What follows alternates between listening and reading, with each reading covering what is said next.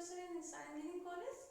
So today discussing the UML Unified Modeling Language.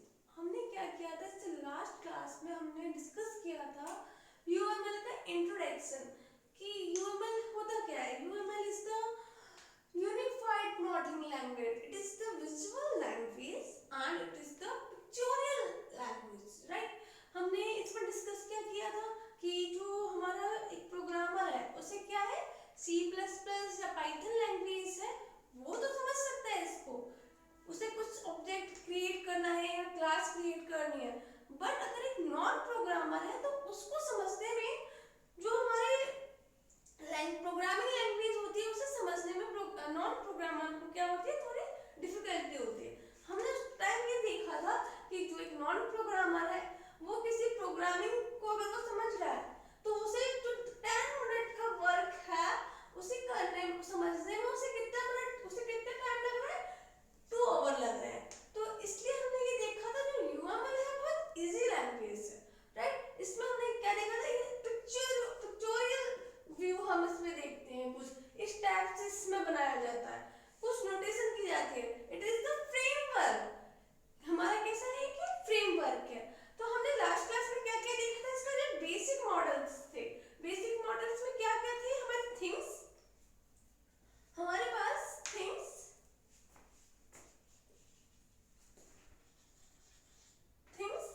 Relationship and diagram. हमने देखा कि हमारे पास जो बेसिक मॉडल थे, बेसिक ब्लॉक ऑफ UML जो थे, हमारे पास थिंग्स, रिलेशनशिप एंड डायग्राम. हमने थिंग्स के बारे में हमने लास्ट क्लास में हमने डिस्कस कर लिया था. उसके अंदर हमने देखा था उसमें कुछ एनोटेशंस थी एंड आपके बिहेवियरल एंड स्ट्रक्चर, हमने इसको हमने किया था 4 थिंग्स थी, उसे हमने डिस्कस किया था. अब हम बात करते हैं यहाँ पे रिलेशनशिप की. रिलेशनशिप में क्या है, हम चेक करेंगे कि 2 ऑब्जेक्ट हैं, उनके बीच का रिलेशन किस टाइप का है, उसके रिलेशंस को हम यहाँ पे क्या करेंगे, देखेंगे. आप मान के चलो जैसे कि आपका टीचर्स एंड उसका हम रिलेशंस देखते हैं. अगर हम किसकी बात करते हैं, अगर हम बात कर रहे हैं आपकी टीचर्स एंड, हम यहाँ बात कर रहे हैं टीचर एंड स्टूडेंट्स की, उन दोनों के बीच में रिलेशनशिप कैसी है. तो इसलिए हमने यहाँ पे क्या चेक किया है, रिलेशनशिप में हम फर्स्ट क्या चेक कर रहे हैं, एसोसिएशन. एसोसिएशंस क्या कर रहा है, लिंक. आपका यहाँ पे क्या बात करते हैं, हम लिंक की बात करते हैं. तो लिंक में क्या है, जो एसोसिएशंस है ये आपका क्या है, फर्स्ट ऑफ थिंग्स समझ के this is denoted that this line. मान के चलो मेरे पास यहाँ पे एक टीचर है, teacher and this is student. तो हम बात कर रहे हैं यहाँ पे रिलेशनशिप्स की. अब रिलेशनशिप जैसे मान के चलो एक क्लास है, दिस इज द क्लास. यहाँ पे टीचर एंड स्टूडेंट, इन दोनों के बीच में हमें क्या देखना है, एक रिलेशनशिप्स क्या बन रही है, उसको हमें क्या देखना है, किसके अंदर, हम एक UML के अंदर रिलेशनशिप जो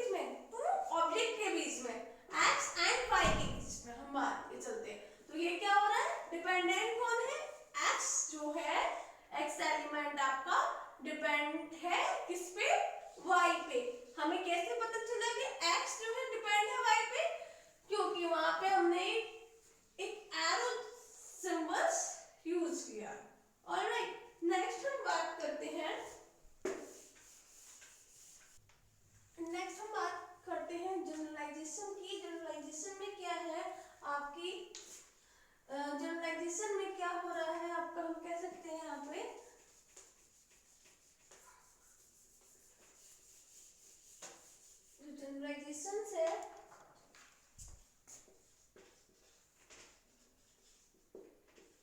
जनरलाइजेशंस में हम देखेंगे, जनरलाइजेशंस में हम क्या देख रहे हैं, इसके अंदर जब डिनोट करते हैं हम इसको इस टाइप से डिनोट करते हैं। इसमें क्या है कि आपकी सुपर क्लास है, ठीक है, this is the super class and sub class, to sub class. इसमें क्या देखेंगे हम कि जो person is just super class, right, student and teacher here is the sub class. अब हमने देखा यहाँ पे sub class property student and teacher is inherit to super class. It means sub class की जो प्रॉपर्टीज है आपके यहाँ पे हमने क्या देख रहे हैं कि वो क्या इनहेरिट, कहाँ इनहेरिट हो रही है, पर्सन क्लास में। तो यहाँ पे हम इसे डिनोट करते हैं किस टाइप से, कि क्या करेंगे हम, क्या कहेंगे कि सब क्लास हायरार्किकल फॉर्म में है, बॉटम टू टॉप इस टाइप से जा रहा है, right, this is the generalisation. अब हम नेक्स्ट बात करते हैं। तो हमने इससे अभी तक हमने जो बेसिक मॉडल की हमने बात करी थी, बेसिक मॉडल में हमारे पास क्या क्या था, थिंग्स, रिलेशनशिप एंड डायग्राम। हमने थिंग्स एंड रिलेशनशिप को हमने क्या किया, डिस्कस कर लिया। अब हम बात करते हैं किसकी, डायग्राम की। Diagram is the pictorial view, it is the framework, right. कुछ इस टाइप से हमें कुछ डायग्राम बनाने हैं। तो हमें क्लास डायग्राम बनाना है, अगर हमें कोई ऑब्जेक्ट डायग्राम बनाना है तो हम कैसे बनाएंगे, हम इसमें देखते हैं। तो यहाँ पे हम चेक करते हैं कि जो डायग्राम है, diagram is two type, first is dynamic model, second is static model. Dynamic model is also called the behavioural model and static model is structural model. Alright, here dynamic model are also divided in 6 parts, 6 and 7: object diagram, use case diagram, sequence diagram, state chart diagram, activity and collaboration diagram. This is the dynamic model and this is the dynamic model of UML. And next is static model. Static model also called the structure diagram.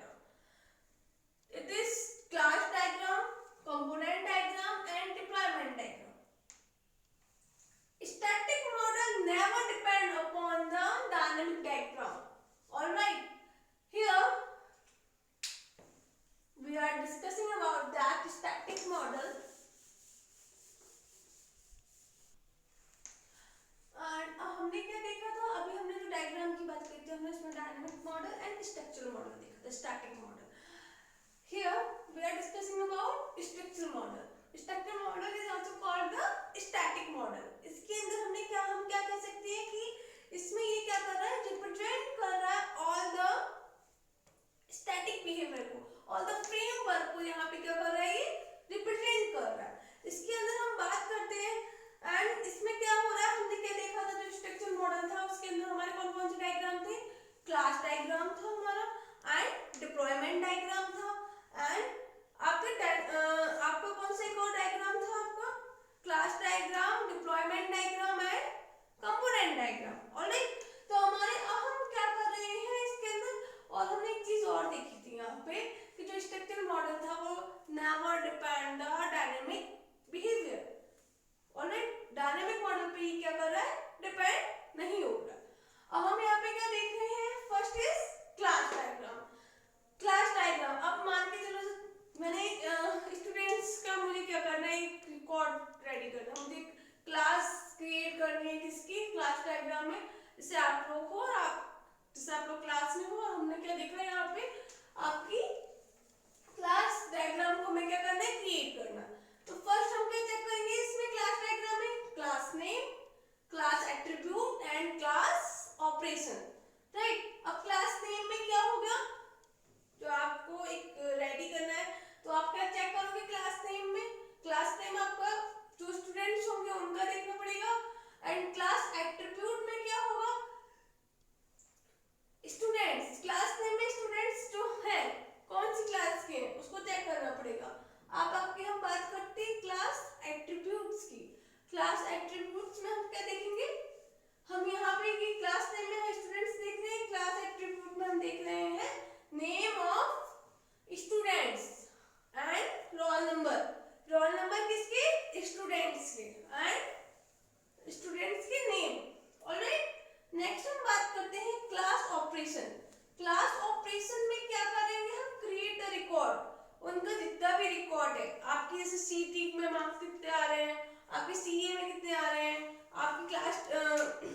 हम weekly test ले रहे हैं, उस पर marks कितने हैं, तो इन सब का हम यहाँ पे क्या देख रहे हैं, एक रिकॉर्ड मेंटेन करके रख रहे हैं।